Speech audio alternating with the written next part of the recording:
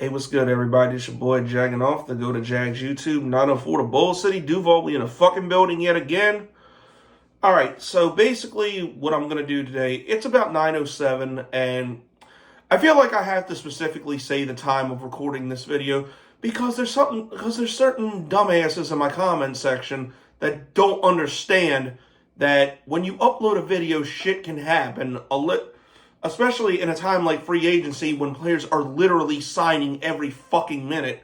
So if something happens while I'm uploading this video, sorry I didn't see it. I feel like now I have to specify that. Even when there's a pinned comment that said I saw a certain thing that happened after I recorded the video, which the video was only intended to talk about Mitch Morse and Gabe Davis, but I guess some people don't understand that. So here it is.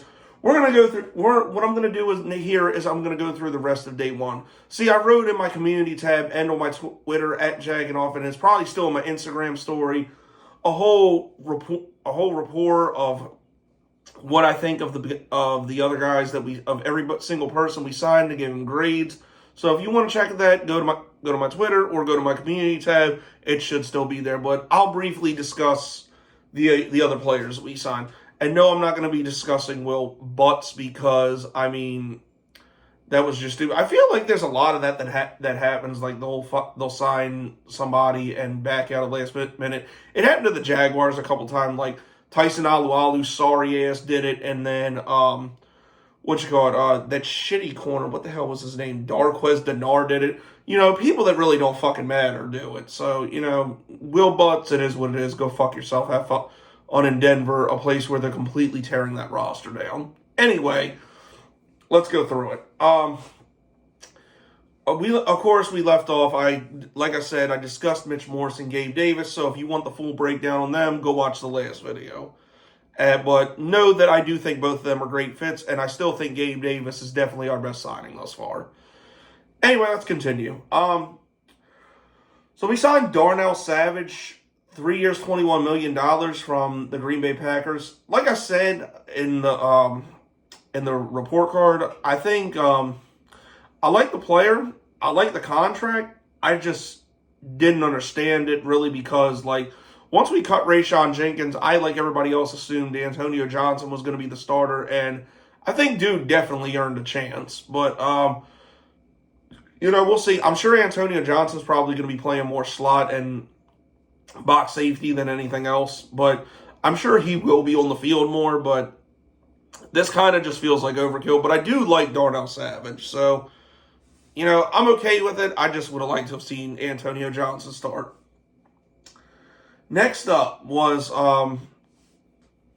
Devin Duvernay signed first. The wide receiver, kick returner from the Baltimore Ravens. I love this move because listen, I know the Jags community is pretty split down the middle with Jamal Agnew, but here's my thing. Yes, the dude had a lot of incredible kick returns and cool moments, but especially last year, a lot of his time was spent either being injured or fumbling the fucking football. I'm sorry, that goddamn fumble in the Kansas City playoff game to me is just unforgivable. That literally cost us that game.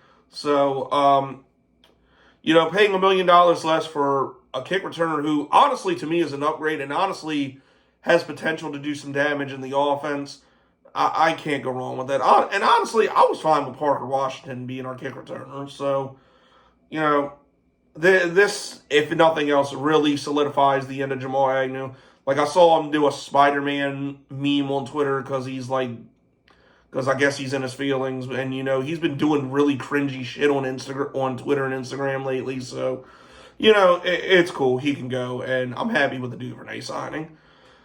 Finally, we signed Ronald Darby, the cornerback, again from the Baltimore Ravens. He's kind of been everywhere though. This is a good move because if nothing else, it adds depth. Like I said in the whole report, I think this is potentially to do one of two things besides, add depth at a position we definitely needed at. I think it's to possibly push Montaric Brown to beat him out and be a starter, which if Montaric Brown starts and he's a 7th round pick, that's incredible value to me. Or the more likely scenario, we're probably drafting somebody within the first 3 rounds, and he's along to groom these. He's along, and Ronald Darby here is along to groom these young pups and starters. So, and he's somebody that can start in a pinch, and he can play outside and he can play slot. So, $5 million a year, like honestly, good move. So, overall, I'm pretty happy with the job Baalke's done. Hopefully, we add a pass rusher and maybe another defensive tackle today. I'm sure what isn't being addressed will be addressed in the draft. We'll see what happens, if anything, with Calvin Ridley or T. Higgins. But honestly, the way this is looking, I think we're going receiver first round. But and honestly, I'm not mad at that. I think that's definitely the correct move to do, because I do think we need to get younger at that position. Like, it's being brought up a lot, and it makes a lot of sense. Like, I think at this point, if we're not going to break the bank on a trade, then we need to draft Trevor Lawrence as number 1 receiver. So, and there's plenty of good ones to choose from. So, we'll see what happens there. But anything breaks again. This is what have I gone 6 minutes? So it's about 9:13 right now. 9:13 as I'm done recording this videos. You fucks. So anything else breaks from here on out, I will be around to talk about it.